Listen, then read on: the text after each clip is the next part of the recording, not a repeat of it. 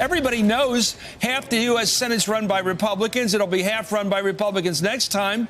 And it takes 60 votes to get any of this stuff through. And yet nobody just says the obvious. Bernie, you're full of it. None of this is going to get passed. You're going to be a miserable president, frustrated from the first day, because you're not going to get Medicare for all. You're not going to get free college tuition for public universities. You're not going to get payoffs of all student loans. None of this is going to happen.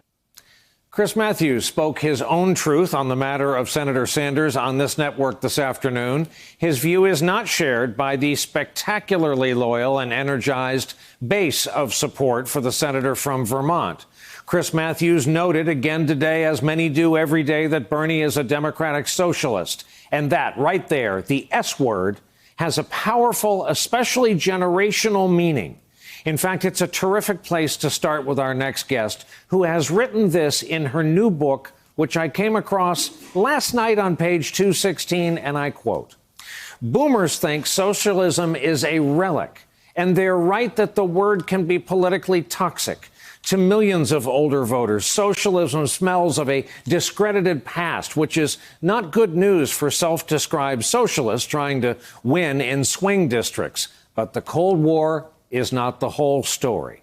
And so conveniently, with us tonight, the author of those words, Charlotte Alter. She's national correspondent for Time covering the 2020 campaign. And also, as I mentioned, happens to be the author of a new book called The Ones We've Been Waiting For: How a New Generation of Leaders Will Transform America. Sharp-eyed viewers will note the paraphrasing of the famous Barack Obama speech. Welcome to you. Thanks so much for having me. I want to start with two key decisions that you explain in your intro, and people are free to judge, and it may be generational that through the lens I took them. Number one, you profile no one born before 1980, and you set out your reasoning. Number two, it's bracing to read you use first names. A ton of elected members of Congress. Dan, Max, we're like at a cocktail party. Please tell our viewers the thinking behind them. Sure. So this is a book about millennials, and that's why I made the age cutoff at 1980. Actually, Pew defines millennials as born between 1981 and 1996.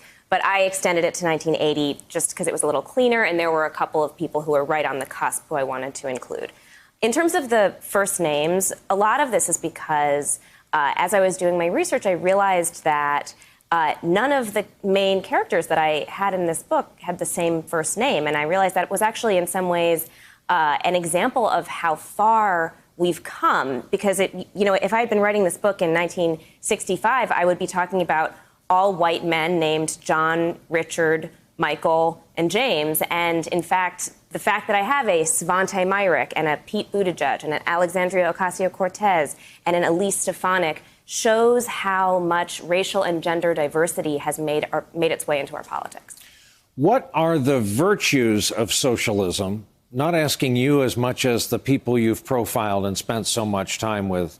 The virtues of socialism that the departing generation seems to miss in the eyes of the people coming up. So I want to be clear about this. It's not like all millennials are socialists. And in fact, of the 10 millennials that I profile in my book, only Alexandria Ocasio-Cortez identifies as a socialist. But there is a little bit less sting on the word. And I think it's because it's in some ways a generational Rorschach test. I mean, the oldest millennials were about 8 or 9 when the Berlin Wall fell. So to them, socialism just doesn't seem as scary because they didn't hide under their desk to hide from Soviet atomic bombs. They hid under their desk to hide from school shooters. To them, it's capitalism, unchecked capitalism, the greed of corporate bankers, people who are buying their way into our political system, people who are destroying the housing market with their greed. That has been, one of the things that has really shaped their lives even more than the threat of communism. Talk about AOC. You devote a good chunk of the book to her and her story. I'm tempted to ask, she will be to our politics what blank was to the politics of the last 50 years. Is there an easy comparison? I don't know that there's an easy comparison, but I do know that her use of social media has really set her apart in the way that Franklin Delano Roosevelt used radio or JFK used television.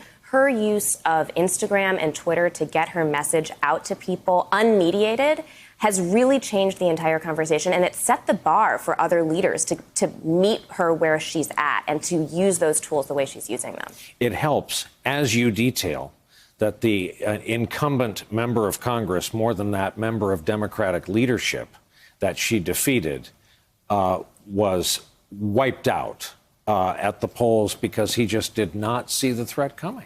Yeah, and it's in a lot of ways the story of this time is this looming generational shift that may not happen this year, may not happen next year, but over the course of the next 10 years, we're going to see a turnover happening already. Like, listen, Donald Trump is the oldest first-term president. Until many of these people were elected, he was enabled by a Congress whose median age had gone up 10 years since the 1980s. He was elected by older voters, overwhelmingly voters over 65, white voters in particular.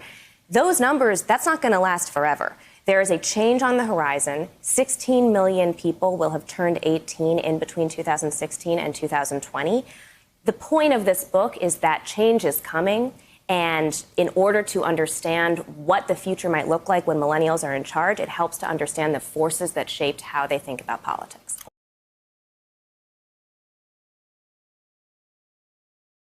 Hey there, I'm Chris Hayes from MSNBC. Thanks for watching MSNBC on YouTube. If you want to keep up to date with the videos we're putting out, you can click subscribe just below me or click over on this list to see lots of other great videos.